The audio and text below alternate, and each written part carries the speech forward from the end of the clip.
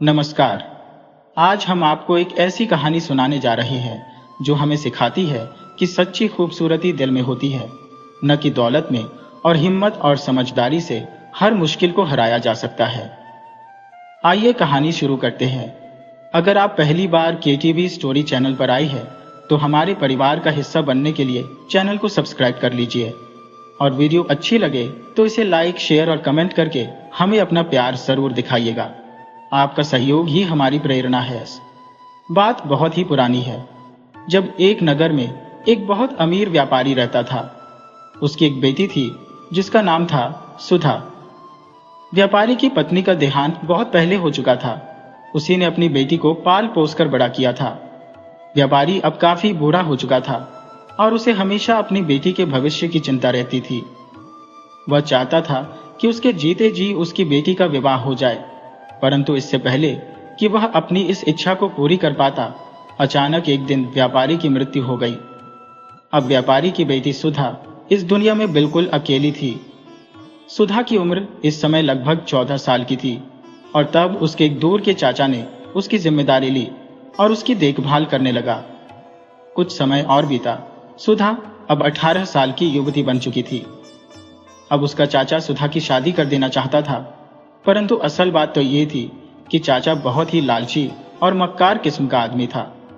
उसने पैसों के लालच में सुधा की शादी एक ऐसे आदमी से तय कर दी जो सुधा से दुगनी उम्र का था।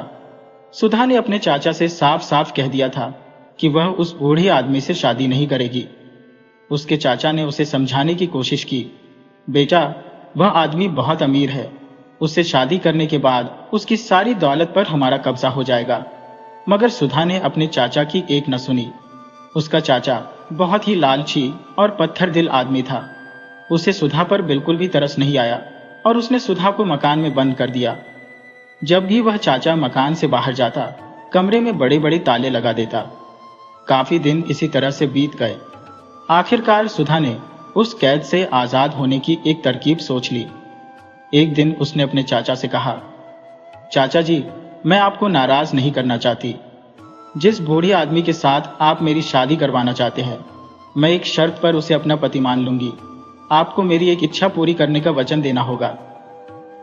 ये बात सुनकर चाचा बहुत खुश हुआ और फौरन बोला, हाँ बेटी, हाँ, मैं तुम्हारी हर इच्छा पूरी करने को तैयार हूं। मैं तो सिर्फ इतना चाहता हूं कि तुम्हारी शादी हो जाए। अब जल्दी से बताओ कि तुम्हारी क्या इच्छा है। सुधा बोली, चाचा जी, मैं चाहती हूँ कि आप मुझे 500 सोने के सिक्के दें ताकि मैं अपने लिए एक ऐसी शानदार अलमारी बनवा सकूं जिसमें मैं शादी के बाद अपने सभी जेवर और अपने कपड़े रख सकूं। ये अलमारी चंदन की लकड़ी की बनी होगी। चाचा ने हैरानी से पूछा, 500 सोने की अशर्फिया? हाँ मेरे प्यारे चाचा, मैं एक ऐसी ही अलमारी बनवाना चाहती हूँ। अब आप जल्दी से जाइए और एक बढ़ई को बुलाकर लाइए ताकि मैं उसे बता सकूं कि मुझे कैसी अलमारी चाहिए। उसी दिन सुधा के चाचा ने एक माहिर बढ़ई को बुलाया और कहा, जैसी अलमारी मेरी बेटी बनवाना चाहती है, जल्दी से जल्दी बना दो और देखो, पैसों की चिंता बिल्कुल मत करना। बस अलमारी मेरी बेटी की पसंद के मुताबिक होनी चाहिए। बढ़ई ने कहा, जी हुजूर, आप बिल्कुल भी चिंता मत कीजिए। जैसी आपकी बेटी चाहेगी मैं बिल्कुल वैसी ही अलमारी बना दूंगा। चाचा बहुत खुश था कि सुधा उसकी बात मान गई है। उसने तुरंत 500 स्वर्ण मुद्राएं उसे दे दी और घर से चला गया।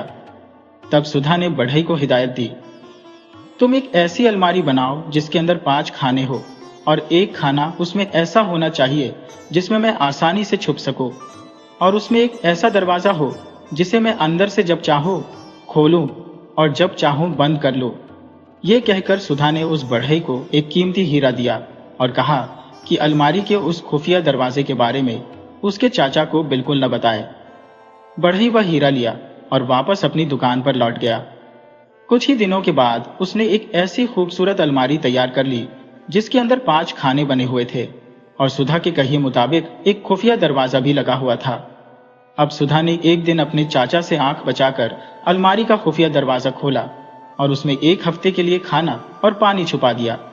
अगले दिन चाचा ने सुधा से कहा, बेटी, अब तो मैंने तुम्हारी इच्छा पूरी कर दी। अब तो तुम अपने वादे के मुताबिक उस बूढ़े अमीर आदमी से शादी के लिए तैयार हो जाओ। तो सुधा ने अपना सिर झुका लिया और उसकी आंखों से टप टप आंसू गिरने लगे। उसके चाचा ने इन आंसुओं की कोई परवाह न की। उसने सोचा कि अपने मायके से विदा होते समय लड़कियां इसी तरह रोया करती हैं, और वह उसी वक्त उस बूढ़े को सूचना देने के लिए घर से चला गया कि वह शादी का इंतजाम करे। चाचा के बाहर जाते ही सुधा ने अपने जूते उतारकर मकान के अंदर ही बने हुए कुएं की मुंदेर पर रख दिए और खुद अलमारी का खुफिया दरवाजा खोलकर उसके अंदर छुप गई। शाम के समय जब चाचा वापस आया तो उसने इधर उधर देखा। उसे कहीं भी अपनी भतीजी सुधा दिखाई नहीं दी। उसने मकान का चप्पा चप्पा छान मारा, लेकिन सब बेकार। आखिरकार उसकी नजरें कुएं की मुंदेर पर पड़ी, जहां पर सुधा के जूते रखे हुए थे। यह देखते ही वह दहाड़ी मार मार कर रोने लगा। उसने समझा कि लड़की ने शादी के डर से कुएं में डूबकर आत्महत्या कर ली है। वह चिल्लाया, हाय, मेरा बेड़ा गर्क हो गया। ये मैंने क्या किया? मैं अपनी भतीजी का कातिल हूं। मैंने ही उसे कुएं में डूबने पर मजबूर कर दिया। अगर उस बूढ़ी अमीर आदमी से वह शादी न करती तो इसमें क्या हर्ज था? मैं उसकी शादी किसी नौजवान से करवा सकता था। यह सब कुछ मेरे ही कारण हुआ है। वह देर तक आंसू बहाने के बाद चुप हो गया। उसे एहसास हुआ कि अगर शहर के कोतवाल को इस बारे में पता चल गया कि उसकी भतीजी ने कुएं में कूदकर आत्महत्या कर ली है और कोतवाल के सिपाहियों ने आकर कुएं में से लाश निकाली, तो न सिर्फ शहर में उसकी बदनामी होगी, बल्कि हो सकता है कि राजा उसे कैदखाने में डाल दे। इसलिए उसने चुप रहना ही बेहतर समझा कि अगर कोई उससे पूछेगा कि सुधा कहाँ गई, तो मैं कह दूंगा कि वह अपनी मौसी के पास किसी दूसरे शहर में चली गई है।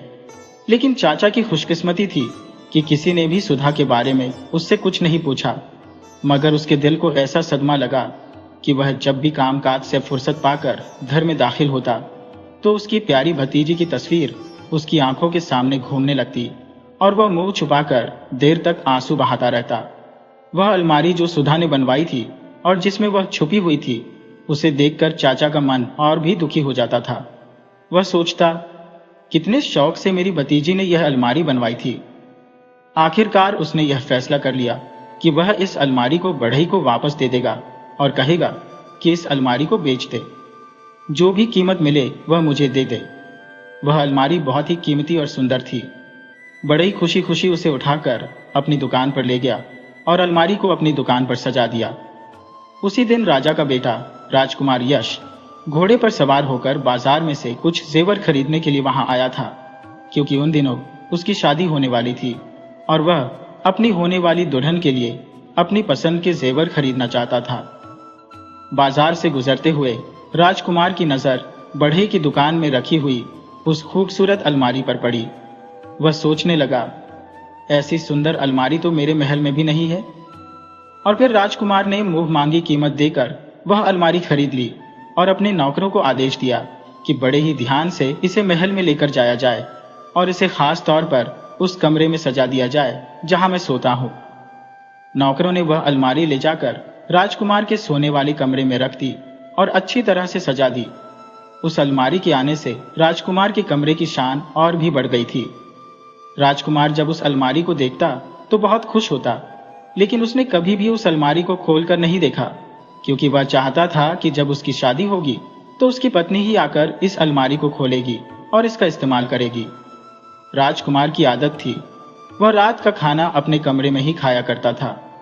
जिस दिन से वह अलमारी कमरे में रखी गई थी, उसने महसूस किया कि जो खाना सोने चांदी के बर्तनों में लाकर उसके लिए रखा जाता है, उसमें से कई थालियां खाली होती है। कुछ फल भी पहले से कम दिखाई दे रहे थे। एक दो रोटियां भी गायब थी। राजकुमार हैरान था, लेकिन उसने किसी से कुछ नहीं कहा। मगर जब सुबह के नाश्ते के समय भी ऐसा ही हुआ कि दूध का गिलास जो पूरा भरा हुआ था अब आधा रह गया था और खीर की कटोरी भी खाली थी। 3 सेब भी गायब थे। तो राजकुमार ने नाश्ता लेकर आने वाले नौकर को बुलाया और पूछा कि यह सब गड़बड़ी किसने की है। नौकर डर से सहम गया। उसने दबी जुबान में कहा, युवराज, आपके नाश्ते में गड़बड़ करने की भला किसकी जरूरत हो सकती है? जरूर यह किसी चूहे या बिल्ली का काम होगा। राजकुमार चिल्लाया, चूहा और बिल्ली यह महल में कैसे आ गए? पहले तो ऐसी कोई शिकायत नहीं आई। खैर, आगे के लिए ख्याल रखना। सारे उपाय करने के बावजूद भी यह सब कुछ चलता रहा। हर रात को और सुबह के समय राजकुमार के नाश्ते में से खाने का सामान कम होता रहता था। कभी एक आध रोटी गायब, तो कभी फल गायब, और कभी कभी तो दूध से भरा हुआ गिलास भी गायब। राजकुमार अपने नौकरों पर नाराज होता रहता, उन्हें सजा देने की धमकियां देता, मगर हर रोज ये घटनाएं होती ही रहती। एक नौकर ने तो यहां तक कह दिया कि राजकुमार, हो सकता है कि इस कमरे में भूत प्रेत का साया हो। लेकिन राजकुमार ने उस नौकर को डांटकर भगा दिया।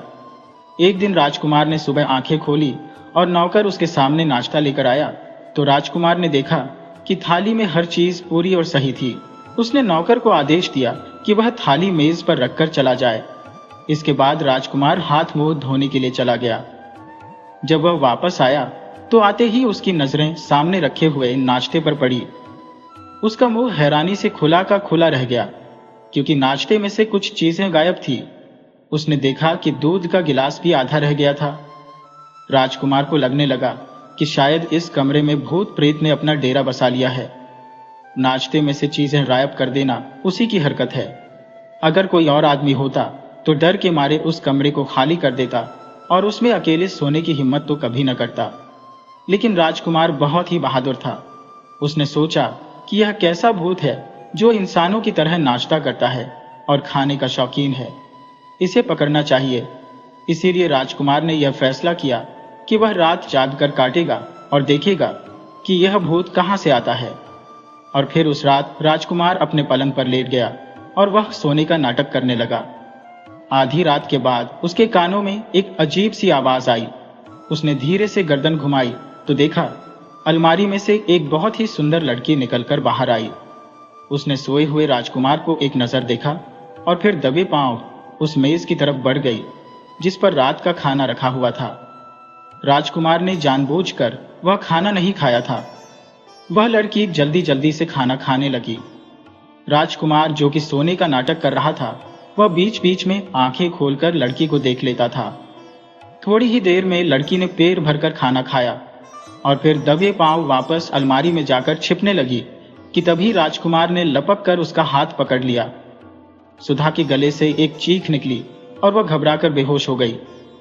राजकुमार ने उसे उठाकर अपने पलंग पर लेटा दिया और उसके मुंह पर पानी के छींटे मारे। सुधा को होश आया। वह डरी और सहमी हुई राजकुमार को देखने लगी। राजकुमार ने पूछा, तुम कौन हो? क्या कोई आत्मा हो, कोई परी हो, या हम इंसानों की दुनिया में ही रहने वाली कोई लड़की हो? सुधा ने रोते हुए जवाब दिया, मैं एक मुसीबत की मारी लड़की हूं। और फिर उसने राजकुमार को अपनी दुख भरी कहानी सुना दी। राजकुमार के दिल पर इसका बहुत ही असर हुआ। उसे सुधा बहुत पसंद आई थी। उसकी सुंदरता देखकर वह सोचने लगा कि कितना अच्छा हो अगर मेरी शादी इस लड़की से हो जाए। लेकिन उस समय राजकुमार ने यह बात अपने दिल में ही रखी। राजकुमार ने सुधा को उस अलमारी में छुपाकर रखा और इसके बारे में किसी को कुछ नहीं बताया। जब सारी दुनिया सो जाती तब सुधा अलमारी में से बाहर निकलकर आती और राजकुमार से बातें करती, और जब सुबह होने वाली होती और मुर्गा पहली बांध देता, उससे पहले ही वह अलमारी में वापस चली जाती थी। एक रात की बात है, जब राजकुमार और सुधा आपस में बातें कर रहे थे कि तभी अचानक महल की एक दासी वहां से गुजरी। उसके कानों में बातें करने की आवाज आई तो वह एकदम रुक गई और सोचने लगी, राजकुमार तो अपने कमरे में अकेला सोता है, फिर इस समय वहां पर दूसरा कौन है? ये सोचकर वह दबे पांव राजकुमार के कमरे के पास गई और दरवाजे के सुराख में से झांकने लगी। यह देखकर उसे बहुत ही हैरानी हुई कि राजकुमार के साथ एक बहुत ही सुंदर लड़की बैठी हुई थी और वे दोनों हंस हंस कर बातें कर रहे थे। यह तमाशा देखकर तो दासी के होश उड़ गए। अगले दिन उसने यह बात दूसरी दासी को बताई। दूसरी दासी ने तीसरी को और तीसरी ने चौथी के कान में कही, और इस तरह से यह खबर पूरे महल में फैल गई। आखिरकार यह खबर उस राजकुमारी तक भी जा पहुंची जिसके साथ राजकुमार की शादी होने वाली थी। यह खबर सुनते ही राजकुमारी ईर्ष्या के मारे जल भुन गई और अंगारों पर लौटने लगी। उसने चुपचाप एक दासी को अपने पास बुलाया और उसे इनाम का लालच देकर कहने लगी, अगर तुम मुझे उस लड़की के बारे में यह मालूम करके दे दो कि वह राजकुमार के कमरे में कैसे आती है और फिर कहां पर वापस चली जाती है, तो मैं तुम्हें मुंह मांगा इनाम दूंगी। वह दासी बहुत ही चालाक थी। उसने राजकुमारी से वादा किया कि वह 1-2 दिन में ही इस बात का कोई न कोई सुराग लगा लेगी। उस दिन से वह दासी राजकुमार के कमरे के आसपास ही घूमती रहती और जब आधी रात हो जाती तो बिल्ली की तरह पंजों के बल चलती हुई राजकुमार के कमरे के पास पहुंच जाती थी और दरवाजे के सुराख से आंख लगाकर झांकने लगती। उसने देखा कि कुछ ही देर के बाद उस अलमारी में बना हुआ एक खुफिया दरवाजा खुला और उसके अंदर से एक बहुत ही सुंदर लड़की निकलकर बाहर आई। उसने बाहर निकलते ही पहले खाना खाया और फिर आराम से बैठकर राजकुमार से बातें करने लगी। दासी बराबर दरवाजे में से आंख लगाए हुए यह सब कुछ देख रही थी। जैसे ही सुबह की रोशनी हुई, मुर्गे ने बांध दी तो वह लड़की वापस अलमारी में घुस गई और झट से उसने दरवाजा बंद कर लिया। दासी दौड़ी दौड़ी महल से बाहर निकली और उसने जाकर राजकुमारी को सारा किस्सा मिर्च मसाला लगाकर सुनाया और अपना इनाम मांगा। राजकुमारी ने इनाम देने की बजाय एक चांटा उसके मुंह पर दे मारा और नाराज होकर बोली, दफा हो जाओ मेरे सामने से, भला यह भी कोई ऐसी खबर है जिस पर मैं तुम्हें इनाम दूंगी। दासी वहां से चली गई। वह बेचारी कर भी क्या सकती थी। इधर उस चालाक राजकुमारी ने मक्कारी से काम लेते हुए एक उपाय सोचा। एक दिन उसने सुना कि राजकुमार अपने कुछ दोस्तों के साथ शिकार खेलने के लिए जंगल की तरफ जा रहा है। राजकुमारी को जब इस बात की खबर मिली तो वह बहुत खुश हुई। उसे इसी दिन का इंतजार था। राजकुमार के वहां से जाते ही चालाक राजकुमारी ने अपने एक नौकर को महल में भेजा। वह नौकर रानी के पास गया। नौकर ने यह संदेशा दिया कि आज की रात राजकुमारी की कुछ सहेलियां दावत के लिए आने वाली है और राजकुमारी अपने कमरे को सजाना चाहती है और इसके लिए उन्हें वह खूबसूरत अलमारी चाहिए, क्योंकि उन्होंने सुना है कि राजकुमार के कमरे में एक बहुत ही शानदार अलमारी रखी हुई है। इसलिए वह अलमारी एक दिन के लिए वहां पर भेज दी जाए। रानी ने जब यह संदेश सुना तो सोच में पड़ गई। असल में राजकुमार शिकार पर जाने से पहले सबको मना करके गया था कि कोई भी नौकर या दासी उसके कमरे में दाखिल न हो और न ही वहां पर रखी हुई किसी चीज को हाथ लगाया जाए। खास तौर पर उस अलमारी को तो कोई भी हाथ नहीं लगाएगा। यह सोचकर रानी ने जवाब दे दिया कि वह अलमारी तो भेजी नहीं जा सकती। नौकर ने जाकर यह बात चालाक राजकुमारी को बताई तो चालाक राजकुमारी ने अपनी अगली चाल चली। वह रोते हुए राजकुमार के पिता के पास आई और कहने लगी, महाराज, क्या मेरी इतनी सी भी इच्छा पूरी नहीं की जा सकती? हालांकि कुछ समय के बाद मेरी शादी राजकुमार से हो जाएगी और फिर तो अपने आप ही उसकी हर चीज की मालकिन मैं बन जाऊंगी। मुझे सिर्फ एक रात के लिए वह अलमारी चाहिए। मैं वादा करती हूं कि सुबह होते ही वह अलमारी वापस राजकुमार के कमरे में रख दी जाएगी। राजा राजकुमारी की बातों में आ गया और उसने अपने नौकरों को आदेश दिया कि उस अलमारी को राजकुमार के कमरे से उठाकर इस राजकुमारी के पास पहुंचा दिया जाए। राजा के आदेश को भला कौन टाल सकता था। उसी समय वह अलमारी चालाक राजकुमारी के कमरे में पहुंचा दी गई। चालाक राजकुमारी ने उस अलमारी को अपने कमरे में रखवाया और फिर कुछ सोचकर एक चूहा उसके अंदर छोड़ दिया। थोड़ी ही देर में अलमारी में हलचल होने लगी।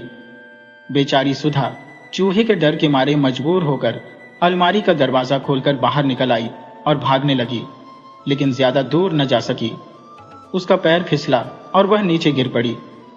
फर्श पर गिरते ही वह बेहोश हो गई। उस राजकुमारी ने जब पास जाकर देखा तो उसे लगा कि यह लड़की मर चुकी है। उसने उसी समय अपने एक सिपाही को बुलवाया और कहने लगी, देखो, इस मरी हुई लड़की को किसी कपड़े में बांधो और महल के बाहर बहती हुई उस नहर में फेंक दो, लेकिन खबरदार, इसके बारे में किसी को बताना मत। ये कहते हुए राजकुमारी ने एक अशर्फियों की थैली उस सैनिक को दे दी। सैनिक ने सुधा को अच्छी तरह से कपड़े में लपेटा और फिर उसे कंधे पर लाद कर महल से बाहर बहती हुई नहर में फेंक दिया और महल में वापस आ गया। पानी में गिरते ही सुधा को होश आ गया और उसने बचने के लिए हाथ पांव मारना शुरू किया। वह मदद के लिए चिल्लाने लगी। किस्मत का करना ऐसा हुआ कि वहीं से एक बूढ़ा मछुआरा गुजर रहा था। उसने जब लड़की के चीखने चिल्लाने की आवाज सुनी तो उसने नहर की तरफ देखा। उसे एक डूबती हुई लड़की नजर आई। मछुआरे ने नहर में छलांग लगा दी। वह एक बेहतरीन तैराक था। वह सुधा को घसीट कर नहर के किनारे पर ले आया और फिर उसे अपने घर ले गया। जब सुधा की हालत कुछ ठीक हुई तो मछुआरे ने उससे पूछा, बेटी, तुम कौन हो और इस हालत में कैसे पहुंची? सुधा ने कहा, बाबा, मैं सिर्फ इतना ही बता सकती हूँ कि मैं मुसीबत की मारी लड़की हूँ और मेरा कोई ठिकाना नहीं है। आज से मैं आपकी ही बेटी हूँ। मछुआरे ने कहा, ठीक है बेटी, आज से तुम मेरी जिम्मेदारी हो। जब तक तुम चाहो इस घर में रह सकती हो। और फिर इसके बाद सुधा उस बूढ़े मछुआरे के घर में ही रहने लगी। अब दूसरी तरफ राजकुमार की बात सुनिए। वह शिकार खेलकर जब महल में वापस आया तो सीधा अपने कमरे में गया। उसने देखा कि उसके कमरे में जो खूबसूरत अलमारी रखी हुई थी उसका दरवाजा खुला हुआ था। मगर यह खुफिया दरवाजा कैसे खुला और वह लड़की कहाँ गायब हो गई? यह सोचकर राजकुमार परेशान हो गया। उसने आवाज लगाकर नौकरों को बुलाया और पूछा कि सच सच बताओ, इस अलमारी को किसने हाथ लगाया था? लेकिन किसी ने भी कुछ नहीं बताया। सब यही कहते रहे कि युवराज, हमने अलमारी को बिल्कुल भी हाथ नहीं लगाया। आखिरकार परेशान होकर राजकुमार अपने बिस्तर पर लेट गया और बेतहाशा रोने लगा। उसने खाना पीना, हंसना बोलना सब कुछ छोड़ दिया। दिन प्रतिदिन उसकी हालत अब बिगड़ती जा रही थी। कुछ ही दिनों में वह ऐसा दिखाई देने लगा जैसे बहुत समय से बीमार हो। राजा और रानी अपनी बेटी की ऐसी हालत देखकर बहुत ही परेशान हो गए थे। पूरे राज्य के हकीमों और वैद्यों को बुलाया गया, परंतु कोई भी राजकुमार का इलाज न कर सका। किसी भी दवा का उस पर कोई असर नहीं हो रहा था। ऐसा लगने लगा था कि अगर राजकुमार ने जल्दी ही कुछ न खाया तो उसकी जान बचाना बहुत ही मुश्किल हो सकता है। उसे खिलाने पिलाने की कई कोशिशें की गई, मगर कोई भी कोशिश कामयाब न हुई। राजा का एक मंत्री, जो कि बहुत अक्लमंद था, उसने राजा से कहा, महाराज, अगर आप आज्ञा दें तो मेरे दिमाग में एक उपाय आया है जिससे हम राजकुमार को कुछ खिलाने में कामयाब हो सकते हैं। राजा ने कहा, जल्दी से वह उपाय बताइए, देर मत कीजिए। मंत्री ने उपाय बताया कि महाराज, सारे राज्य में यह मुनादी करा दी जाए कि प्रजा का हर आदमी, चाहे वह बच्चा हो, बूढ़ा हो, मर्द हो या औरत हो, अपने राजकुमार की जान बचाने के लिए खाने या पीने की कोई चीज तैयार करे और महल में लेकर आए। हो सकता है कि हमारी प्रजा का यह प्यार देखकर राजकुमार कुछ खाने को मजबूर हो जाए। राजा को यह उपाय बहुत पसंद आया। राजा ने उसी दिन पूरे राज्य में यह घोषणा करवा दी कि राजा का आदेश है, प्रजा के सभी लोगों को बताया जाता है कि राजकुमार की जान बचाने के लिए खाने पीने की चीजें बनाए और महल में लेकर आए। शायद किसी के हाथ का पका हुआ खाना राजकुमार को पसंद आ जाए और उसे खाकर वह अपना उपवास तोड़ दे। राज्य की प्रजा को अपने राजकुमार से बहुत प्यार था और सभी उसकी बीमारी को लेकर बहुत ही परेशान थे। यह ऐलान सुनते ही क्या मर्द और क्या औरत सभी खाना पकाने में लग गए। हर किसी की यही कोशिश थी कि उसका खाना सबसे स्वादिष्ट और अच्छा हो। किसी ने खीर बनाई तो किसी ने पुलाव बनाया, किसी ने गाजर का हलवा। इस तरह से हर रोज नए नए खाने तैयार होने लगे। लेकिन राजकुमार भी अपनी जिद का पक्का था। मजाल है कि उसने किसी के खाने की तरफ नजर उठाकर भी देखा हो। जब यह खबर बूढ़े मछुआरे के घर में रह रही सुधा के पास पहुंची तो वह मछुआरे से कहने लगी, बाबा, मैंने सुना है कि नगर के सभी लोग तरह तरह के पकवान बनाकर राजमहल ले जा रहे हैं। आप भी कुछ लेकर जाइए। अगर आप कहें तो मैं मछली का शोरबा बना दूं। मछुआरे ने एक ठंडी आह भरी और बोला, बेटी, हमारी ऐसी किस्मत कहाँ कि राजकुमार हमारे घर का बना हुआ मछली का शोरबा पिए। बड़े बड़े अमीर सेठ और व्यापारियों के घरों के स्वादिष्ट पकवान तो राजकुमार ने खाए नहीं, तो भला हमारे पकवान को कौन पूछेगा। सुधा ने कहा, बाबा, आप लेकर तो जाइए, क्या पता राजकुमार को मछली पसंद आ जाए। मछुआरे ने कहा, ठीक है बेटी।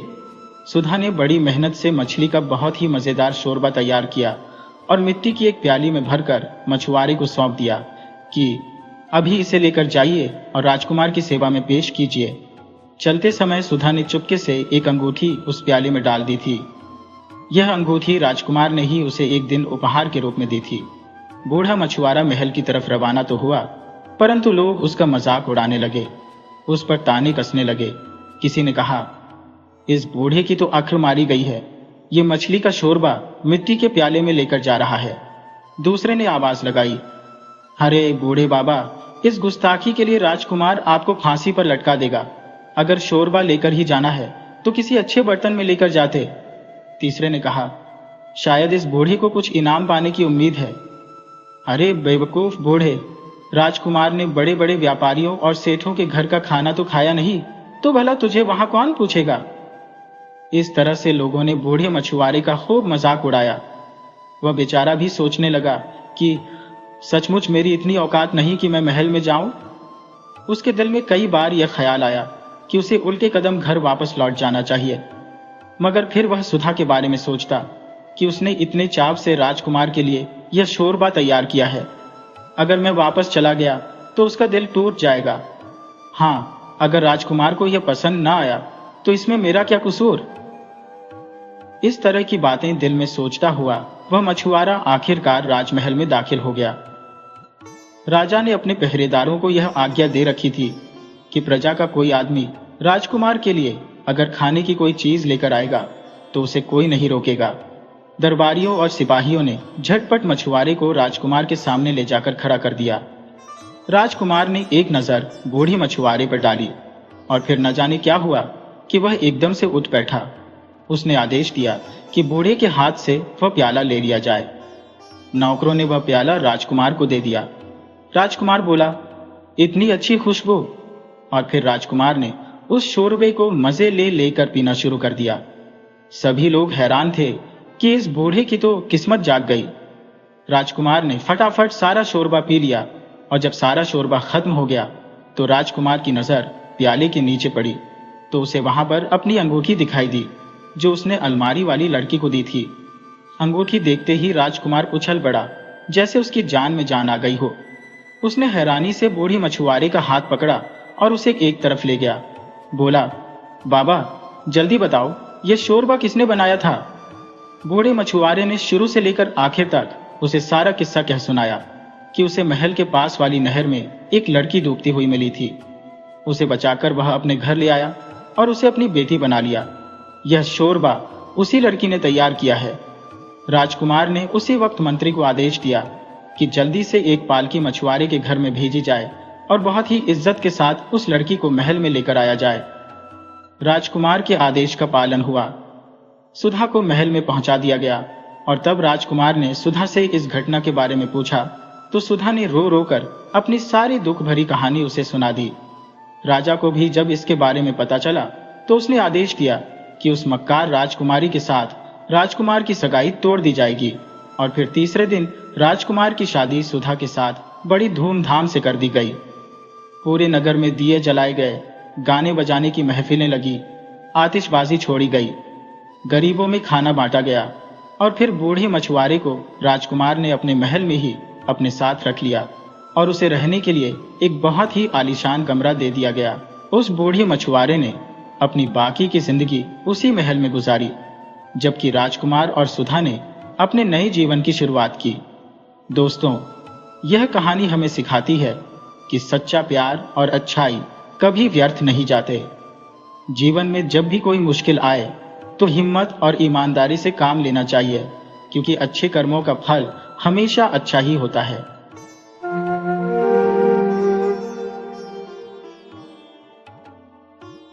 एक राज्य था जिसका नाम था पृथ्वीपुर और वहां राजा पृथ्वीसेन राज करते थे।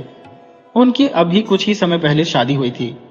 राजा अपनी रानी के संग बहुत सुख से रह रहे थे, जिनका नाम कुसुमलता था। रानी कुसुमलता बड़ी ही पूजा पाठ करने वाली सीधी सादी महिला थी। उन्होंने एक बड़ा प्यारा तोता पाल रखा था जो उनसे इंसानों की तरह ही बातें किया करता था। वो तोता कोई मामूली तोता नहीं था, बल्कि बड़ा समझदार और ज्ञानी था। रानी ने उसे बहुत अच्छी अच्छी बातें सिखाई थी, यहाँ तक कि रानी ने उसे कई श्लोक और मंत्र भी याद करवा दिए थे।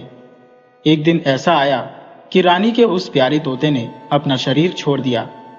जब उस तोते की आत्मा यमलोक पहुंची तो उसने देखा कि धर्मराज अपने सिंहासन पर बैठे हुए हैं।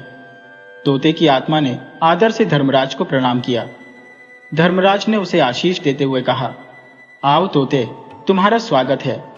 तुमने पंछी का जीवन पाकर भी कोई ऐसा काम नहीं किया जिससे किसी को तकलीफ हो। उल्टे तुमने तो कई शास्त्रों के श्लोक और मंत्र भी बोले। इतना तो आजकल कोई इंसान भी नहीं करता। मैं तुमसे बहुत खुश हूं। इसीलिए मुझे लगता है कि तुम्हें धरती पर एक और मौका मिलना चाहिए। इस बार मैं तुम्हें सबसे अच्छी योनि यानी इंसान बनाकर धरती पर भेज रहा हूं। जाओ और एक मनुष्य के रूप में धरती के सारे सुख भोगो। धर्मराज की यह बात सुनकर भी तोते के चेहरे पर जरा भी खुशी नहीं झलकी। तब धर्मराज ने उससे पूछा, तोते, मैंने तुम्हें इतना अच्छा शरीर देने का वरदान दिया, पर तुम्हारे चेहरे पर तो कोई खुशी ही नहीं दिख रही। अरे, इस इंसान के शरीर को पाने के लिए तो स्वर्ग के देवता भी तरसते हैं, फिर तुम खुश क्यों नहीं हो? इस पर तोते की आत्मा बोली, हे प्रभु, मैं ये मानता हूं कि मनुष्य का जन्म सबसे ऊंचा होता है, लेकिन जब से मैंने इंसानों को बुरे काम करते हुए देखा है, तब से मेरी इंसान बनने की इच्छा ही मर गई है। धर्मराज बोले, तोते, तुमने ऐसा भी क्या देख लिया जो तुम्हें इंसानों से इतनी घिन आने लगी है? तब तोता कहने लगा, हे प्रभु, अगर आप भी सुनेंगे तो शायद आपको भी इंसानों से नफरत हो जाएगी। धरती पर अब इंसान इंसान नहीं रहा। वो अपनी सारी हदें और सारे फर्ज भूल चुका है। वो ये भी भूल गया है कि सभी जीवों में वही सबसे अच्छा है। अब तो ऐसा लगता है कि इंसान की जात ही सबसे गिरी हुई और घिनौनी हो गई है। जो थोड़े बहुत अच्छे लोग बचे हैं, उनका भी धरती पर जीना बड़ा मुश्किल हो गया है। हे धर्मराज, आप मुझे कुछ भी बनाकर धरती पर भेज दीजिए, चाहे कुत्ता, बिल्ली या कोई और जानवर बना दीजिए, पर मुझे इंसान मत बनाइए। इंसानों ने ऐसे ऐसे काम किए हैं जिन्हें देखकर मुझे लाज आती है और मेरा मन बेचैन हो जाता है। तब धर्मराज ने कहा, तोते, अगर तुम्हारी बात में सच्चाई है तो मैं जानना चाहूंगा कि तुमने इंसानों को ऐसे कौन से काम करते देख लिया जिससे तुम्हें पूरी इंसान जात से ही नफरत हो गई है। तोते ने कहा, प्रभु, अगर आप सच में जानना चाहते हैं तो सुनिए, मैं अपनी आंखों देखी कुछ घटनाएं आपको सुनाता हूं। और तब तोता धर्मराज को एक एक करके सारी बातें बताने लगा। वो कहने लगा, हे प्रभु, पहली बात तो यह है कि इंसान की नीयत बहुत जल्दी फिसल जाती है। वो कभी अपने धर्म पर टिका नहीं रहता। प्रभु, ये किस्सा उसी राजकुमारी का है जिसने मुझे पाला था। मैं आपको राजकुमारी कुसुमलता की कहानी सुनाता हूँ। ये बात उस समय की है जब सुंदरपुर नाम के राज्य में एक साधु घूमता घामता आ पहुंचा था। उसने एक बड़े से बरगद के पेड़ के नीचे अपना आसन जमा लिया। किस्मत से वो पेड़ राजा के महल के ठीक सामने था। साधु महाराज वहां अपनी धोनी लगाकर और आंखें बंद करके बैठ गए। वो बस भगवान के ध्यान में डूब गए।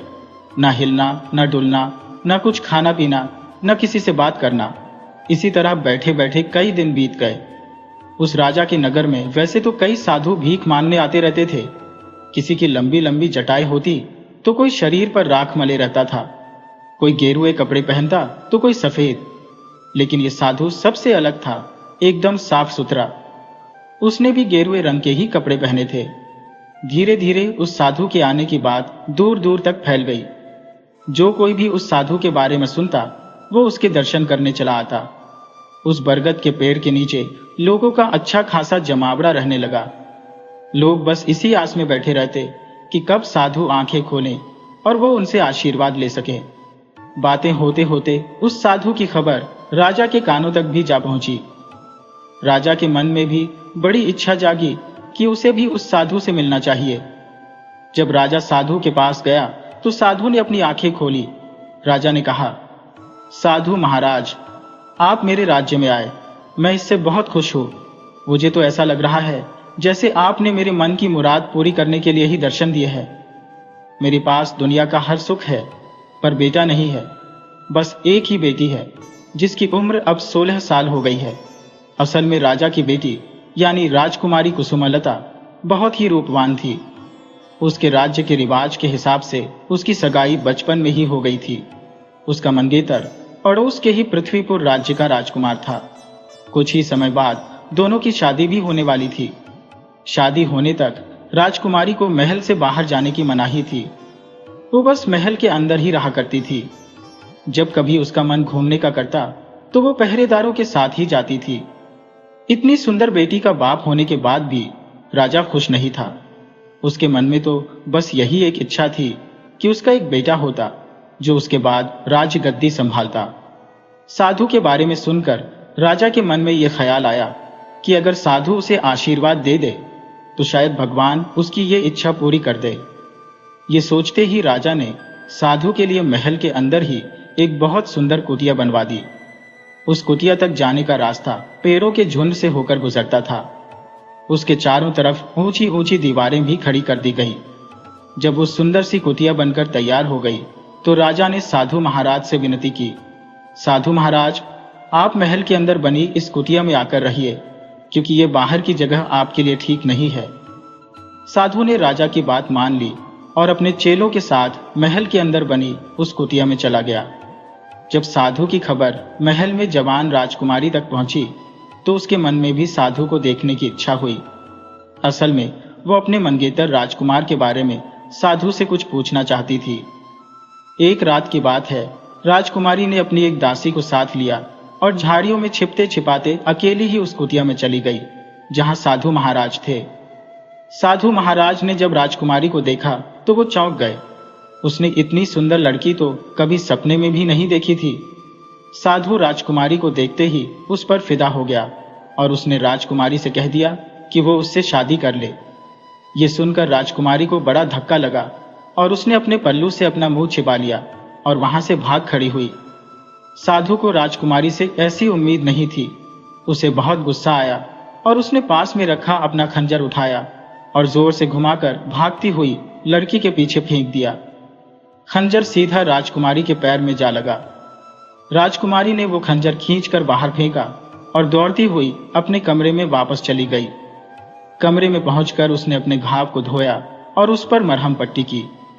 जब उसकी दासी उसके पीछे पीछे कमरे में आई तो उसने देखा कि राजकुमारी सो रही थी। जब सुबह हुई तो राजा साधु के पास आया और उसे प्रणाम किया, लेकिन साधु ने उसे ना तो कोई आशीर्वाद दिया, ना ही उससे कोई बात की और ना ही उसकी तरफ आंख उठाकर देखा। राजा ने अपने जूते कुटिया के बाहर उतारे और अंदर आ गया, मगर साधु महाराज तो पत्थर की मूरत बने बैठे रहे। राजा ने पूछा, क्या बात है साधु महाराज, क्या मुझसे कोई गलती हो गई? आप मुझसे नाराज क्यों हैं? साधु ने राजा की किसी बात का कोई जवाब नहीं दिया और वैसे ही बैठा रहा। राजा ने फिर से कहा, साधु महाराज, कल तक तो आप मुझसे कितनी अच्छी अच्छी बातें कर रहे थे। आपकी ज्ञान भरी बातें सुनकर मेरे मन को बड़ी शांति मिलती है, लेकिन आज आप एक शब्द भी नहीं बोल रहे। साधु ने गुस्से में जवाब दिया, मुझे कुछ नहीं कहना, क्योंकि तुम सुन नहीं पाओगे। राजा ने हैरानी से कहा, साधु महाराज, आप तो जानते हैं कि आपके मुंह से निकली हर बात मेरे कानों में शहद घोलती है। लेकिन साधु चुप ही रहा। कुछ देर तक वो राजा को देखता रहा और फिर बोला, अच्छा यही होगा कि कल रात मैंने जो राज जाना है वो तुम ना ही जानो। ये सुनकर राजा का चेहरा पीला पड़ गया। वो हाथ जोड़ते हुए बोला, साधु महाराज, आपकी बातों से तो लग रहा है कि मुझ पर कोई बड़ी मुसीबत आने वाली है। साधु ने जवाब दिया, तुमने बिल्कुल ठीक समझा। राजा पूछने लगा, क्या यह मुसीबत किसी भी तरह टल नहीं सकती? तब साधु ने रुक रुक कर कहा, राजन, तुम्हारे इस महल में एक बुरी आत्मा रहती है। अगर तुमने उसे यहां से नहीं निकाला तो सिर्फ तुम ही नहीं बल्कि तुम्हारा पूरा राज्य तबाह हो जाएगा। राजा ने पूछा, महाराज, आपको कैसे पता चला कि वो बुरी आत्मा इस महल में रहती है? आप तो दुनिया से बेखबर भगवान की भक्ति में लगे रहते हैं, तो फिर उस बुरी आत्मा के बारे में आपको कैसे पता चला? साधु ने कहना शुरू किया, राजन, कल रात की बात है जब मैं अपने ध्यान में बैठा था और मुझे अपने आसपास की कोई खबर नहीं थी, तब वो बुरी आत्मा मेरे पास आई थी। ये सुनकर राजा डर के मारे कांपने लगा। उसने पूछा, साधु महाराज, वो बुरी आत्मा किस रूप में आपके सामने आई थी? साधु बोला, राजन, वैसे तो ऐसी बुरी आत्माएं बहुत डरावनी शक्ल लेकर इंसान के सामने आती है, लेकिन ये जानकर तुम हैरान रह जाओगे कि वो आत्मा बड़े अजीब तरीके से मेरे सामने आई। जब मैं भगवान के ध्यान में डूबा हुआ था तो मुझे धीरे से एक आवाज सुनाई दी। जब मैंने आंखें खोली तो देखा कि मेरे आश्रम के दरवाजे पर एक बहुत ही सुंदर लड़की खड़ी थी। मैं उसे देखता ही रह गया कि अचानक उसका भोला भाला चेहरा धीरे धीरे बदलने लगा। अब मेरे सामने एक बहुत ही डरावनी और भयानक चुड़ैल खड़ी थी। अगर मैं साधु ना होता और मेरे पास अपनी तपस्या की ताकत ना होती तो वो चुड़ैल मुझे निगल ही जाती। अब तो डर के मारे राजा की कंपकंपी छूटने लगी। उसने डरी हुई आवाज में पूछा, तो साधु महाराज, बस इतना बता दीजिए कि उस बुरी आत्मा को कैसे पहचाना जा सकता है? जो कि एक सुंदर लड़की के रूप में आपको दिखाई दी थी। साधु ने बड़े ध्यान से राजा की तरफ देखा।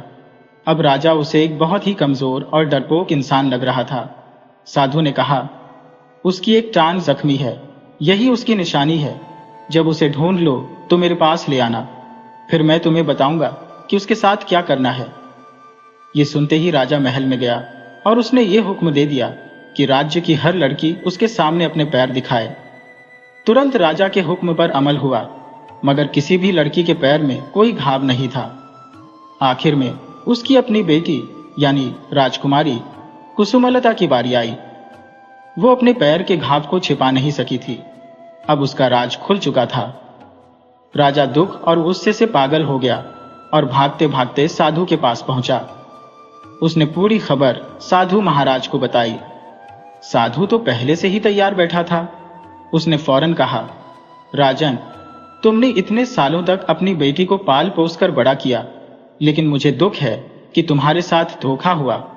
तुम्हारी असली बेटी पैदा होते ही चुरा ली गई थी और उसकी जगह पर एक चुड़ैल को इंसानी शक्ल में रानी की गोद में डाल दिया गया था। मैंने तुम्हें सच्चाई बता दी है। अब तुम जो चाहो वो करो, लेकिन याद रखना कि अगर तुमने उस भूतनी को यूं ही छोड़ दिया तो एक ना एक दिन वो तुम्हें और तुम्हारे राज्य को बर्बाद कर देगी।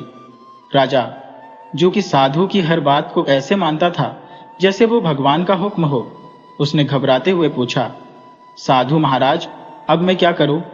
तो साधु बोला, तुम्हें उस भूतनी को ठिकाने लगाने का इंतजाम करना चाहिए। तुम ऐसा करो, मेरे पास 2 बढ़ई भेज दो।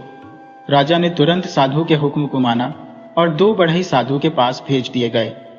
साधु ने बढ़ई को एक बड़ा सा संदूक बनाने का हुक्म दिया, जिसमें एक आदमी लेट सके और उसमें कहीं से भी हवा और पानी न जा सके। दोनों बढ़ई कोई ऐसे वैसे बढ़ई तो थे नहीं, वो राजा के शाही बढ़ई थे। उन्होंने ठीक वैसा ही संदूक तैयार किया जैसा कि साधु महाराज ने कहा था। संदूक देखकर साधु बहुत खुश हो गया। अब साधु के कहने पर राजा राजकुमारी को कुटिया में लेकर आ गया। बेचारी राजकुमारी डरी सहमी और बहुत घबराई हुई थी। वो बेचारी कर भी क्या सकती थी। राजा और साधु ने मिलकर जबरदस्ती राजकुमारी को संदूक में बंद कर दिया और फिर संदूक का ढक्कन लगाकर उसमें कीलें ठोक दी गईं। इसके बाद उस संदूक को नदी में बहा दिया गया। दुखी और थका हारा राजा महल में वापस चला गया। दूसरी तरफ साधु ने अपने 2 चेलों को बुलाया और उनसे कहा, आज नदी में एक तैरता हुआ संदूक आएगा, उसमें खजाना भरा हुआ है। नदी के किनारे जाकर उस संदूक को ढूंढो। तुम लोग नदी के किनारे किनारे चलते जाओ, मुझे हर हाल में वो संदूक चाहिए। मैं यही आश्रम में तुम्हारा इंतजार करूंगा। साधु के चेले सारा दिन नदी के किनारे घूमते रहे और फिर थक हार कर बैठ गए। उन्हें जोर से भूख लगने लगी। उन्होंने सबसे पहला काम यह किया कि पेट भरकर खाना खाया और फिर आराम करने के लिए लेट गए। लेटते ही उन्हें गहरी नींद आ गई, जबकि लकड़ी का वो संदूक नदी में तैरता जा रहा था और साधु के चेले खर्राटे ले रहे थे। रात बीत गई और दिन निकल आया। अब हुआ ये कि नदी के किनारे पड़ोसी राज्य का राजकुमार पृथ्वीसेन शिकार खेलने के लिए आया हुआ था। ये नदी उसके राज्य और राजकुमारी कुसुमलता के पिता के राज्य के बीच में एक सरहद का काम करती थी। राजकुमार एक सफेद हिरण का पीछा करते करते नदी के किनारे तक आ पहुंचा था। उसके एक साथी ने चिल्लाकर कहा, वो देखिए राजकुमार, नदी के बीच में कुछ तैरता हुआ आ रहा है। राजकुमार ने जब गौर से देखा तो वो एक बड़ा सा संदूक था। राजकुमार के साथ आए हुए सिपाहियों ने तुरंत संदूक को खींचकर बाहर निकाला और फिर संदूक का ढक्कन खोला गया। संदूक के अंदर एक बहुत ही सुंदर सी लड़की लेटी हुई थी। सभी देखने वाले उसकी सुंदरता को देखते ही रह गए। ताजी हवा के लगते ही राजकुमारी को होश आ गया। जब वो बात करने के लायक हुई तो राजकुमार ने पूछा, तुम कौन हो और किसने तुम्हें इस संदूक के अंदर बंद करके इस नदी में बहा दिया? राजकुमारी ने अपनी पूरी दुख भरी कहानी राजकुमार को सुना दी। उसने बताया कि उसके पिता इन दिनों एक ढोंगी साधु के झांसे में आए हुए हैं और वो उस साधु को बहुत पहुंचा हुआ समझते हैं। इसी साधु के कहने पर उन्होंने मुझे संदूक में डाला और नदी में बहा दिया। राजकुमारी ने राजकुमार को यह बिल्कुल भी नहीं बताया कि वो रात को चोरी चोरी साधु को देखने के लिए कुटिया में गई थी। जब राजकुमार ने राजकुमारी को गौर से देखा तो कहने लगा, मेरा ख्याल है कि आप मेरी मंगेतर है और बचपन में हमारी सगाई पक्की हो गई थी। ये सुनकर राजकुमारी कुछ शर्मा गई और फिर वो बोली कि अगर उस ढोंगी साधु को यह पता चल गया कि मैं संदूक में से जिंदा बच निकली हूं, तो वो मुझे जान से मारकर ही दम लेगा। ये कहकर उसने राजकुमार को अपनी असली कहानी भी सुना दी कि किस तरह से वो रात के समय चुपचाप साधु को देखने के लिए गई थी और साधु ने अपने खंजर से उसे जख्मी कर दिया था। राजकुमार अपनी मंगेतर राजकुमारी को अपने राज्य में ले आया और फिर अपने मंत्री को बुलाकर उसने हुक्म दिया कि नदी के किनारे पर एक बहुत बड़ा लकड़ी का संदूक पड़ा हुआ है। उस संदूक में उस पागल बंदर को बंद कर दिया जाए जिसको हमने जंजीरों से बांध रखा है। उसके बाद वो संदूक साधु के आश्रम के पास नदी में डलवा दिया जाए। मंत्री ने बंदर को संदूक के अंदर बंद किया, ढक्कन लगाया और अच्छी तरह से कीलें ठोक कर उस संदूक को नदी में उस जगह पर बहा दिया जहां पर साधु के चेले संदूक के आने का इंतजार कर रहे थे। अचानक जब उन्हें दूसरे किनारे पर संदूक आता हुआ दिखाई दिया तो चेले खुशी से उछल पड़े। उन्होंने संदूक को खींचकर किनारे पर लाया और फिर उसे उठाकर आश्रम की तरफ चल दिए जहां पर साधु उनका इंतजार कर रहा था। चेलों ने वो संदूक अपने गुरु को सौंप दिया और बड़े चाव से संदूक के खुलने का इंतजार करने लगे। लेकिन साधु ने उनसे कहा, तुम लोग यहां से जाओ, मैं अकेले में इस संदूक को खोलूंगा और चाहे जो भी हो जाए तुम दरवाजा मत खोलना। चाहे कोई कितना भी चीखे, चिल्लाए या रोने की आवाज आए, तुम बिल्कुल भी परवाह मत करना। साधु के चेले आश्रम से बाहर निकल गए और दरवाजा अच्छी तरह से बंद कर दिया। सभी चेले दरवाजे पर बैठकर इंतजार करने लगे। अचानक आश्रम के अंदर से दिल दहला देने वाली चीखें सुनाई देने लगी, लेकिन चेलों ने अंदर जाने की हिम्मत नहीं की क्योंकि उनके गुरु ने हुक्म दिया था कि चाहे जो भी हो जाए वो अंदर ना आए। अचानक एक जोरदार चीख सुनाई दी और फिर एकदम सन्नाटा छा गया। ये सन्नाटा चीख से भी कहीं ज्यादा डरावना था। चेले कुछ देर तक तो इंतजार करते रहे और फिर उन्होंने हिम्मत करके आश्रम का दरवाजा खोला। दरवाजे के खुलते ही एक मोटा सा बंदर चीखता हुआ बाहर की तरफ भागा और फिर दीवारें फांदता हुआ जंगल की तरफ भाग गया। अब चेलों ने आश्रम के अंदर झांका तो उनके होश उड़ गए। वो उल्टे पांव दौड़ते हुए और चीखते चिल्लाते हुए महल के दरवाजे पर पहुंचे। राजा के सिपाहियों ने जब आश्रम में आकर देखा तो साधु खून से लथपथ मरा हुआ पड़ा था। साधु की मौत की खबर पाकर जब राजा वहां पर आया तो वो भी हैरान था। साधु की मौत की खबर जब राजकुमारी कुसुमलता और राजकुमार तक पहुंची तो वे बहुत ही खुश हुए और फिर राजकुमार पृथ्वीसेन अपनी सेना की एक छोटी सी टुकड़ी लेकर राजकुमारी के राज्य की तरफ चल पड़ा। उसने सारी बात जब राजकुमारी के पिता को बताई तो वो अपनी नासमझी पर बहुत ही शर्मिंदा हुआ। उसने अपना सारा राजपाट राजकुमार के हवाले किया, उनसे माफी मांगी और अपने पापों का पछतावा करने के लिए राजगद्दी छोड़कर वो जंगल की तरफ चला गया। ये कहते हुए तोते ने अपनी कहानी खत्म की और बोला, धर्मराज, यही वजह है कि मैं इंसान का शरीर पाने में बिल्कुल भी खुश नहीं हूं। धर्मराज ने कहा, तोते, सचमुच तुम्हारी कहानी बिल्कुल सच्ची है। किसी इंसान पर भरोसा नहीं किया जा सकता। कब किसकी नीयत खराब हो जाए कुछ पता नहीं। इंसान को जानवर बनते हुए देर नहीं लगती। तब तोता कहने लगा, प्रभु, अब मैं आपको एक दूसरी घटना सुनाता हूं। एक ब्राह्मण का बेटा काशी में विद्या पढ़ने के लिए गया। उसने 12 बरस तक वहां पर पढ़ाई की। जब उसने सब कुछ पढ़ लिया तो पढ़ने के बाद वो वापस अपने घर लौट आया। अपने पिता से कहने लगा, पिताजी, मैंने सब कुछ पढ़ लिया है, मुझे सब कुछ याद है। आप मुझसे कोई भी सवाल पूछ सकते हैं, मैं उसका अच्छी तरह ठीक ठीक जवाब आपको दूंगा। पिताजी बोले, ठीक है बेटा, जब तुम इतना सब कुछ पढ़कर आए हो तो मेरे एक छोटे से सवाल का जवाब दो। बेटा कहने लगा, ठीक है पिताजी, पूछिए आप क्या पूछना चाहते हैं। पिता ने कहा, मुझे सिर्फ इतना बता दो कि पाप के बाप का क्या नाम होता है। ब्राह्मण का बेटा सोचने लगा कि पाप के बाप का नाम तो मैंने कभी पढ़ा ही नहीं। जो किताबें मैंने पढ़ी उसमें यह बात तो थी ही नहीं। फिर तो ब्राह्मण का बेटा रात भर किताबें पलटता रहा पर उसे पाप के बाप का नाम नहीं मिला। सुबह उसके पिताजी कहने लगे, बेटा, जब तुम्हें पाप के बाप का नाम ही मालूम नहीं है तो तुमने क्या खाक पढ़ाई की है।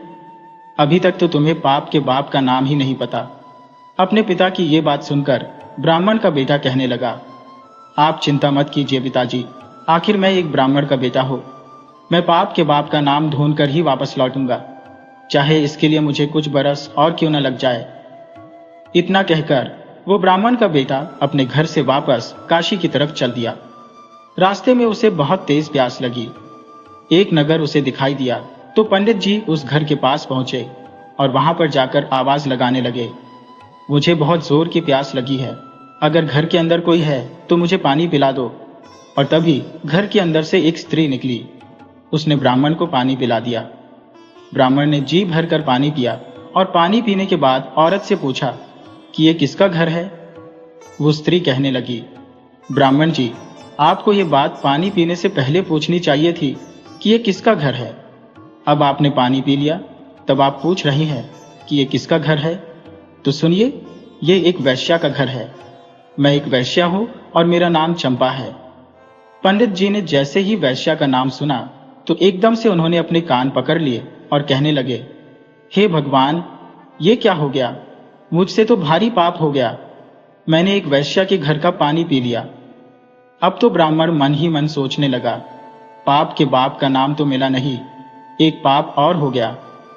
तभी चंपा कहने लगी, पंडित जी, आप आगे कहां जा रहे हो। पंडित ने चंपा को सारी बात बताई और कहा, मैं पाप के बाप का नाम ढूंढने के लिए जा रहा हूं जो मुझे काशी में मिलेगा। अब मैं दोबारा से काशी में पढ़ाई करने के लिए जा रहा हूं।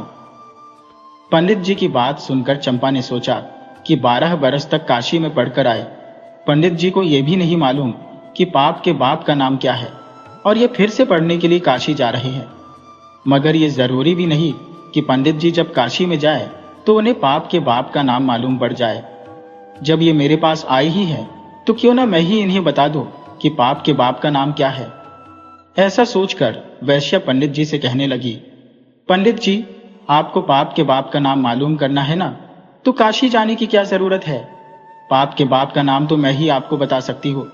तब ब्राह्मण कहने लगा, यदि तुम मुझे नाम बता दो तो फिर मुझे इतनी दूर जाने की क्या जरूरत है। चंपा कहती है, ठीक है पंडित जी, मैं आपको पाप के बाप का नाम बताऊंगी, लेकिन आप बहुत थक चुके हैं, काफी दूर से चलकर आए हैं, इसलिए आप थोड़ा आराम कर लीजिए, तब तक मैं आपके लिए खाना बना देती हूँ। फिर खाना खाने के बाद मैं आपको बताऊंगी कि पाप के बाप का नाम क्या है। ब्राह्मण कहने लगा, मैं तेरे घर का खाना कैसे खा सकता हूँ, तू एक अपवित्र स्त्री है, तेरे यहाँ पर खाना मैं कभी नहीं खा सकता, पानी पी लिया, उसका भी पछतावा कर रहा हूँ। पंडित जी की बात सुनकर चंपा कहने लगी, कोई बात नहीं पंडित जी, मैं आपको आटा, घी, शक्कर, चावल ये सब दे दूंगी, आप खुद ही खाना बनाकर खा लो। पंडित जी कहने लगे, तू एक वैश्या है, तेरे घर का मैं कुछ भी नहीं ले सकता।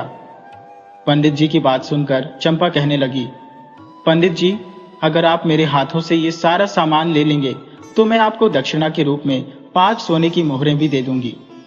सोने की मोहरों का नाम सुनकर पंडित जी सोचने लगे, बाप के बाप का नाम तो पता नहीं कहाँ मिलेगा, लेकिन कहीं सोने की मोहरें मेरे हाथ से चली ना जाए। अगर ये मुझे सोने की मोहरें देना ही चाहती है तो इसमें क्या बुराई है, यहाँ पर मुझे कौन देख रहा है, मैं इससे खाने की चीजें ले लेता हूँ, वैसे भी अपने हाथों से ही खाना बनाऊंगा और फिर खा लूंगा।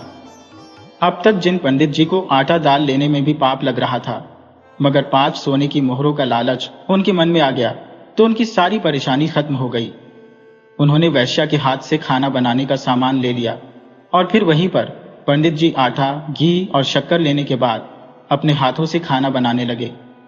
जिस समय पंडित जी खाना बना रहे थे तो चंपा वहां पर आई और पंडित जी से कहने लगी, पंडित जी, आपने मेरे घर का पानी पिया, मेरे हाथों से आटा चावल भी लिया, तो अब क्या मैं आपके लिए खाना बना सकती हूँ।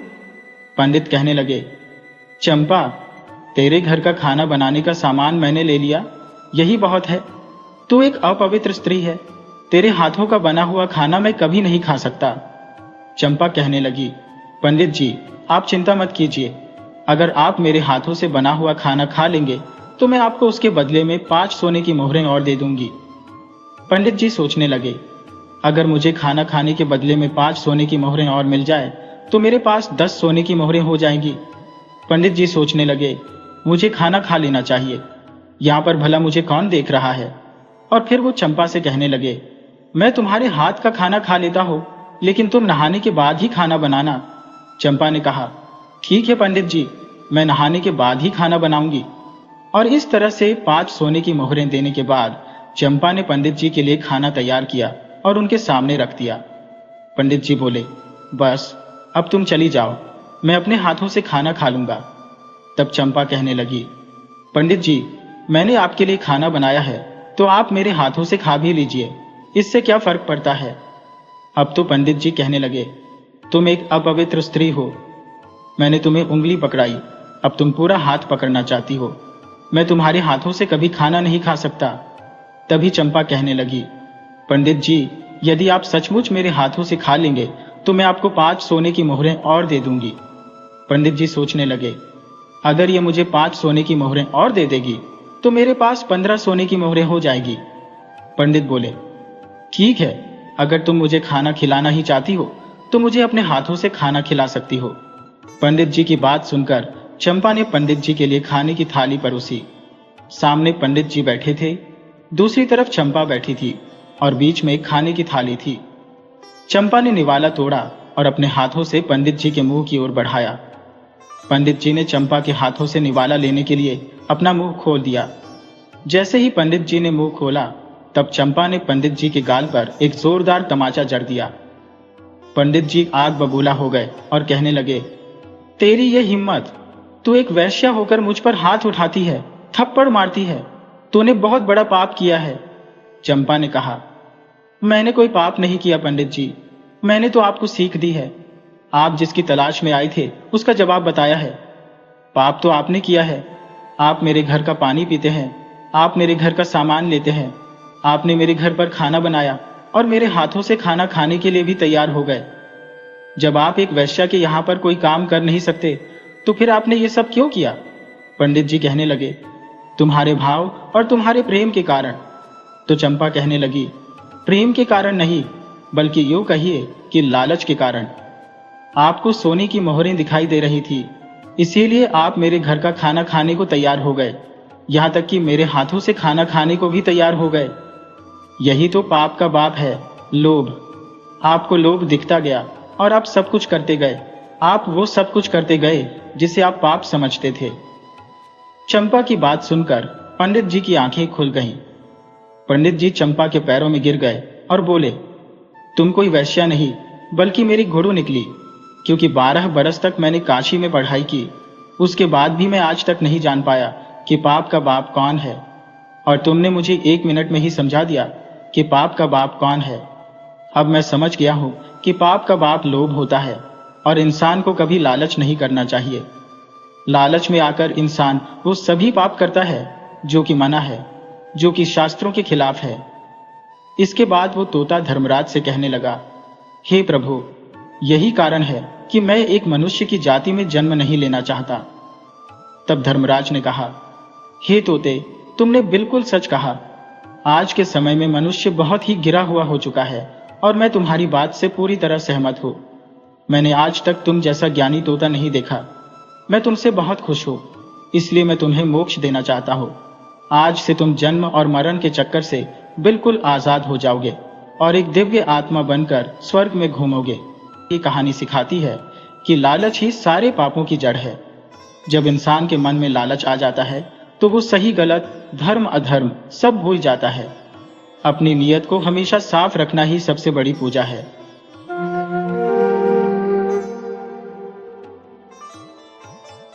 एक जमाने की बात है, एक बंजारा और उसकी पत्नी रोजी रोटी कमाने के लिए अपने घर बार से दूर परदेश निकल पड़े। जैसे ही वे दूसरे राज्य की सरहद में दाखिल हुए, रास्ते में कुछ लुटेरों से उनका सामना हो गया। उन डाकुओं ने बंजारे और उसकी पत्नी के पास जो भी जमा पूंजी थी सब लूट ली और उन्हें फकीर बना डाला। लुटेरे तो अपना काम करके चलते बने, लेकिन बेचारे बंजारा और उसकी पत्नी की हालत चिंताजनक हो गई। अब वे सोचने लगे कि इस अनजान शहर में जहां पैसे के बिना कोई पूछ नहीं, उनका क्या होगा। उनका मन घबराया हुआ था। बंजारा अपनी पत्नी के साथ उस अनजान शहर की तरफ बढ़ने लगा। उसके मन में यही बात खटक रही थी कि अब वो अपना धंधा कैसे शुरू करे। इसी उधेड़बुन में चलते चलते उन्हें शहर के बाहर एक साधु बाबा की कुटिया दिखाई दी। बंजारा अपनी पत्नी को लेकर उस साधु बाबा की कुटिया की ओर चल पड़ा। जब वे कुटिया के पास पहुंचे तो उन्होंने देखा कि एक साधु अपने शिष्यों को उपदेश दे रहे थे। साधु बाबा को देखकर बंजारे के मन में आया, क्यों न मैं अपनी परेशानी साधु बाबा को बताऊं, शायद ये मेरी समस्या का कोई रास्ता निकाल दे। ऐसा सोचकर वह साधु महात्मा के पास पहुंच गया और बड़े ही अदब से अपनी सारी कहानी महात्मा जी को सुनाई। उसने कहा, महाराज, लुटेरों ने हमारा सब कुछ छीन लिया है। अब हमारे पास व्यापार शुरू करने के लिए कुछ भी नहीं बचा। अगर आप किसी तरह मेरी पत्नी को किसी सेठ के पास गिरवी रखवाकर मुझे कुछ पैसे दिलवा दें तो आपकी बहुत मेहरबानी होगी। जब उस साधु ने बंजारे की बात सुनी तो उन्हें उस पर बहुत तरस आ गया। साधु ने बंजारे को अपने एक जान पहचान वाले सेठ के बारे में बताया और उसे सेठ के पास भेज दिया। बंजारा अपनी पत्नी को लेकर जब उस सेठ के पास पहुंचा तो हाथ जोड़कर बोला, सेठ जी, मुझे कुछ पैसों की जरूरत है। मेरे पास गिरवी रखने के लिए और कुछ नहीं है, बस मेरी पत्नी है। आप मेरी पत्नी को गिरवी रखकर मुझे कुछ पैसे दे दीजिए। मैं उन पैसों से व्यापार करके जल्दी ही आपकी रकम ब्याज समेत लौटा दूंगा और अपनी पत्नी को आपसे छुड़ा लूंगा। तब तक मेरी पत्नी आपके दिए हुए पैसों के बदले आपके पास गिरवी रहेगी। सेठ ने जब बंजारे की बात सुनी तो वह पैसे देने के लिए तैयार हो गया और पैसों के बदले में बंजारे की पत्नी को अपने पास गिरवी रख लिया। अपनी पत्नी को सेठ के पास गिरवी रखकर और उससे उधार लेकर बंजारा व्यापार करने निकल पड़ा। उसने उन पैसों से प्याज का कारोबार शुरू किया। वह किसानों से सस्ते दाम में प्याज खरीदता और फिर दूसरे जरूरतमंद लोगों को ज्यादा कीमत पर बेच देता था। इस तरह बंजारे ने उन पैसों से बहुत ही कम समय में खूब धन कमा लिया। अब बंजारा सेठ के पास पहुंचा और बोला, सेठ जी, आप अपना हिसाब करके मुझसे पैसे ले लीजिए और मेरी पत्नी मुझे वापस लौटा दीजिए। ये सुनकर सेठ ने कहा, भाई क्या बताऊं, आज से 2 महीने पहले की बात है। तुम्हारी पत्नी अचानक बीमार पड़ गई और बीमारी की वजह से उसकी मौत हो गई। मैंने तुम्हारी पत्नी का बहुत इलाज करवाया, अच्छे से अच्छे वैद्यों को दिखाया, लेकिन फिर भी मैं तुम्हारी पत्नी को बचा नहीं सका। बंजारे ने जब सेठ के मुंह से यह बात सुनी तो उसे बहुत दुख हुआ। फिर थोड़ा हिम्मत बांधकर सेठ से बोला, सेठ जी, जो होना था वह तो हो चुका। शायद मेरे नसीब में ही ऐसा कुछ लिखा था। अगर वह मेरे साथ रहती तब भी अपनी उम्र पूरी होने पर उसे मरना ही पड़ता। होनी को कौन टाल सकता है। फिर भी आप अपने पैसे मुझसे ले लीजिए ताकि मुझे इस बात का संतोष हो जाए कि मैंने अपना कर्ज चुका दिया है और अपनी पत्नी को गिरवी रखने के दाग से खुद को बचा लिया है। बंजारे की बात सुनकर वह सेठ बोला, नहीं भाई, अब मैं तुमसे कैसे पैसे ले सकता हूं। जब मैं तुम्हारी अमानत ही तुम्हें वापस नहीं कर सकता तो अपना कर्ज वापस लेने का मुझे कोई हक नहीं है।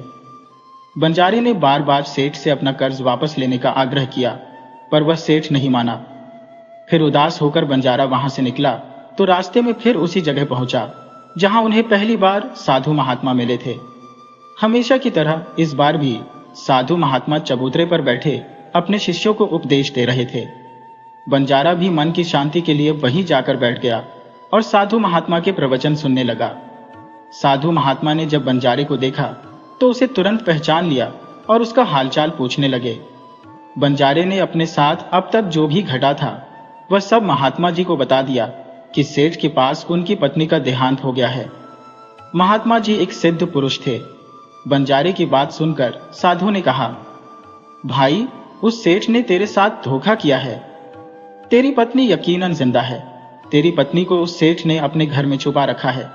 अब ऐसा कर, यहाँ के राजा के पास जा और राजा के दरबार में जाकर अर्जी लगाना कि महाराज, मेरी पत्नी को सेठ से दिलवा दो, क्योंकि इस शहर का जो राजा है वह बहुत ही अक्लमंद इंसान है। वह यकीनन तेरी पत्नी को उस सेठ पर जोर डालकर दिलवा देगा। दरबार में ही तुम्हारा फैसला होगा। महात्मा की बात मानकर बंजारा राजा के दरबार में पहुंच गया और राजा के दरबार में पहुंचकर गुहार लगाने लगा, महाराज, मेरी पत्नी को सेठ से मुझे दिलवा दीजिए। राजा ने सेठ को बुलाया और पूछा, क्या यह सच कह रहा है कि बंजारा कुछ पैसों के बदले में अपनी पत्नी को तुम्हारे पास गिरवी रखकर गया था?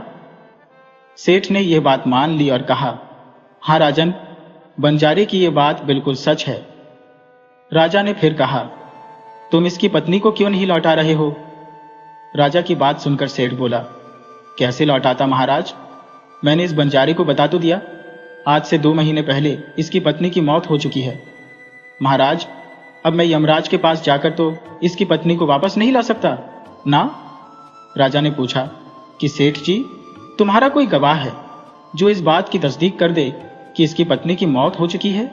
तो सेठ बोला, जी महाराज, इस बात की पुष्टि वह अच्छी तरह से कर देगा जिसने इस व्यापारी की पत्नी का इलाज किया था। वह 4 व्यक्ति भी इस बात की गवाही दे देंगे जो इसकी पत्नी को श्मशान में जलाकर आए थे। उस सेठ ने यह बात इतने भरोसे के साथ कही थी कि राजा को भी उस पर यकीन हो गया। तब राजा ने बंजारे से कहा, अगर तुम्हारी पत्नी जिंदा होती तो हम तुम्हें जरूर दिलवा देते, अब तो हमारी भी मजबूरी है। इस तरह राजा ने बंजारे को समझा बुझाकर वापस भेज दिया। बंजारा फिर से साधु महात्मा के पास पहुंच गया और जो कुछ दरबार में राजा और सेठ ने कहा वह सारी बातें उसने उस महात्मा को बता दी। ये बात सुनकर साधु महात्मा ने कहा, पुत्र, मैंने राजा को इतना नासमझ नहीं समझा था। मुझे दुख इस बात का है कि उसने तुम्हारे साथ इंसाफ नहीं किया। उस राजा ने सेठ की बातों पर तो यकीन कर लिया और तुम्हें समझाकर मेरे पास वापस भेज दिया। अब तुम मेरी एक बात सुनो।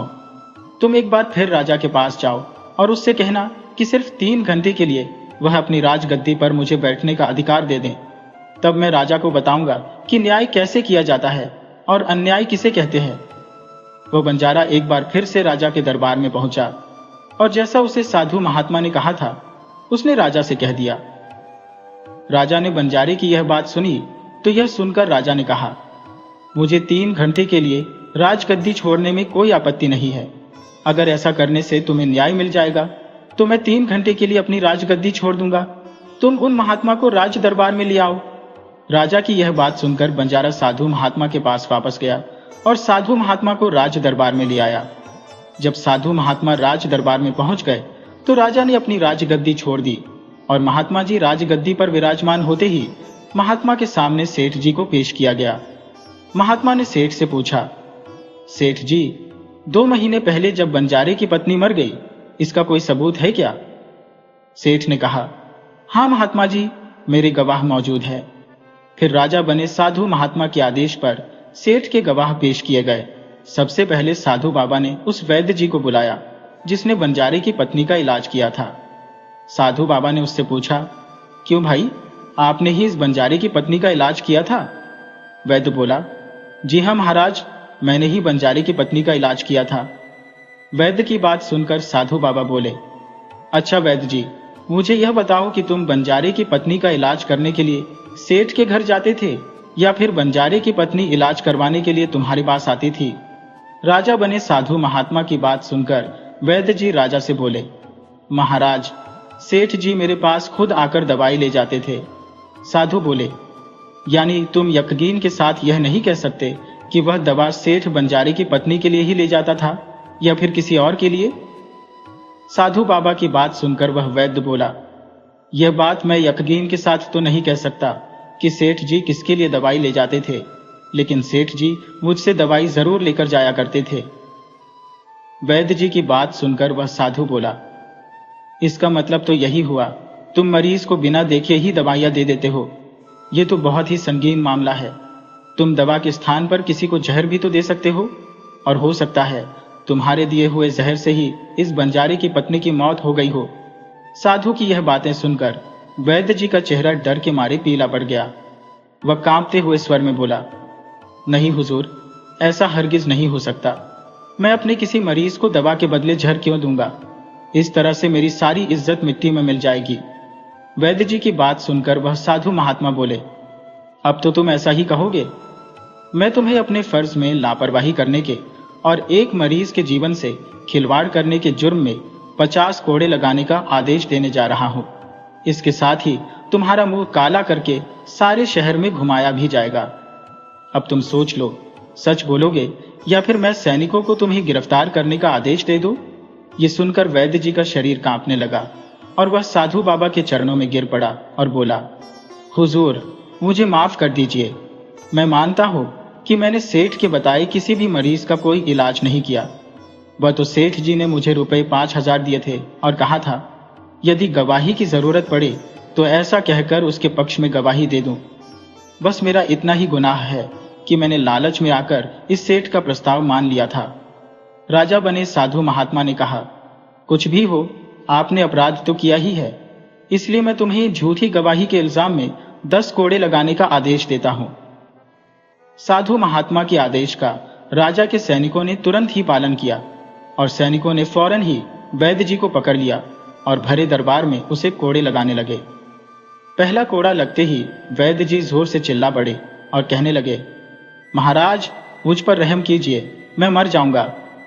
हर कोड़े के साथ उसके गले से दर्द भरी आवाजें निकलने लगी। वैद्य जी के साथ ऐसा होते हुए देखकर सेठ के गवाह के तौर पर बुलाए गए उन चारों व्यक्तियों के कलेजे कांप गए जिन्होंने बंजारे की पत्नी को श्मशान में ले जाकर जलाने की बात कही थी। अब बारी बारी उन चारों गवाहों की बारी आई तो साधु महात्मा ने उनसे पूछा कि तुम लोगों का कहना है, तुम चारों ने इस बंजारे की पत्नी के शव को ले जाकर श्मशान में उसे जला दिया था।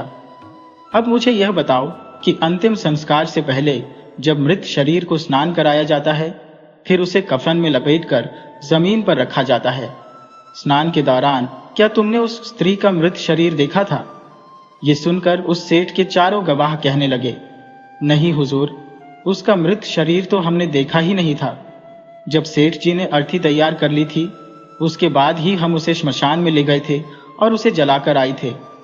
उन चारों गवाहों की बात सुनकर वह साधु महात्मा बोले, और तुमने यह भी जानना जरूरी नहीं समझा था कि इस अर्थी में कोई मरा हुआ इंसान लेटा है या कोई जिंदा व्यक्ति? कहीं ऐसा तो नहीं किसी जहरीले पदार्थ से बेहोश व्यक्ति को उस अर्थी में सेठ जी ने लिटा दिया हो और तुम उसे श्मशान में ले जाकर जलाकर आ गए हो? यह तो एक बहुत ही संगीन मामला बनता है। इसके लिए तुम लोगों को मौत की सजा भी कम है, क्योंकि यह तो घोर अपराध है। वह चारों गवाह वैद्य जी की पिटाई देखकर पहले से ही डरे हुए थे। जब उन्होंने साधु महात्मा के मुंह से मौत की सजा की बात सुनी तो उन सभी के हाथ पांव मानो बिल्कुल ही ठंडे पड़ गए थे। जैसे ही साधु महात्मा ने सेठ की तरफ देखा तो सेठ का चेहरा बाहर से काला पड़ चुका था। साधु ने सेठ जी से कहा, सेठ जी, तुम्हारे 5 गवाहों की तो पहले ही हवा निकल गई। अब तुम बताओ कि किसी की मर्जी के खिलाफ किसी की पत्नी को जबरदस्ती घर में रखने के जुर्म में तुम कौन सी सजा पसंद करोगे? साधु महात्मा की बात सुनकर सेठ जी का चेहरा एकदम से सफेद पड़ गया। उसके मुंह से कोई शब्द नहीं निकल सका। राजा बने साधु ने कहा, इससे पहले कि मैं तुम्हें 10 साल की कड़ी सजा दे दूं, अभी भी वक्त है कि तुम इस बंजारे की पत्नी को दरबार में हाजिर करो। राजा के डर से सेठ ने तुरंत ही अपने नौकरों को घर भेजकर बंजारे की पत्नी को दरबार में पेश कर दिया। साधु ने बंजारे को उसकी पत्नी सौंप दी और सेठ को झूठी गवाही के जुर्म में 5 महीने की कैद की सजा सुना दी और उन चारों गवाहों को भी 100-100 कोड़े मारने की सजा दे दी, जिन्होंने बंजारे की पत्नी का शव श्मशान में ले जाने की झूठी गवाही दी थी। यह देखकर राजा हैरान रह गया और साधु बाबा के सामने हाथ जोड़कर बोला, महाराज, आप धन्य हैं, आपने मुझे सिखा दिया कि न्याय कैसे किया जाता है। राजा की बात सुनकर साधु महात्मा बोले, राजन, मेरी 3 बातें हमेशा याद रखना। कभी भी इन 3 जगहों पर अपनी पत्नी को अकेला नहीं छोड़ना चाहिए। पहला स्थान, अगर आपकी पत्नी बीमार पड़ जाए तो ऐसी हालत में कभी भी उसको बीमारी में अकेला छोड़कर नहीं जाना चाहिए, क्योंकि जब कोई इंसान किसी औरत से शादी करता है तो शादी के वक्त वचन देता है कि मैं तेरे सुख दुख में तेरे साथ रहूंगा। इसलिए बीमारी की हालत में उसके साथ हमेशा बने रहिए और उसकी देखभाल करिए। जिस तरह पत्नी अपने पति की सेवा करती है, उसी तरह पति का भी फर्ज बनता है कि अपनी पत्नी की सेवा में हमेशा तैयार रहे। यह आपका फर्ज है और आपके खुशहाल जीवन का मंत्र भी है। दूसरा स्थान, अगर आपकी पत्नी पर कोई झूठा इल्जाम लगे तो आपको उसके साथ खड़े रहना चाहिए, क्योंकि एक लड़की अपने माँ बाप का घर इस उम्मीद में छोड़कर आती है कि मेरा पति मेरी भावनाओं को समझेगा और हर हालात में मेरा साथ देगा। इसलिए अगर दुनिया वाले उस पर कोई झूठा दोष लगा रहे हैं तो आपको अपनी हम सफर के साथ खड़े रहना चाहिए। ऐसे समय में उसको कभी भी अकेला नहीं छोड़ना चाहिए। तीसरा स्थान, कभी भी अपनी पत्नी को पराई पुरुषों के पास नहीं छोड़ना चाहिए, चाहे वह आपका दोस्त हो, चाहे आपका कोई रिश्तेदार हो और चाहे आपका कोई सगा भाई ही क्यों ना हो। किसी भी हालात में अपनी पत्नी को किसी दूसरे पुरुष के साथ अकेला नहीं छोड़ना चाहिए, क्योंकि आज के जमाने में किसी का कुछ नहीं पता, कौन कब और किसके साथ धोखा कर दे। इसलिए कभी भी भूलकर अपनी पत्नी को किसी पराये पुरुष के साथ अकेला नहीं छोड़ना चाहिए। दोस्तों, अगर आपको यह कहानी पसंद आई हो तो कृपया हमारे चैनल को सब्सक्राइब करें, वीडियो को लाइक करें और शेयर करें। इस कहानी से हमें यह सीख मिलती है कि मुश्किल वक्त में भी हमें हिम्मत नहीं हारनी चाहिए और न्याय के लिए लड़ना चाहिए।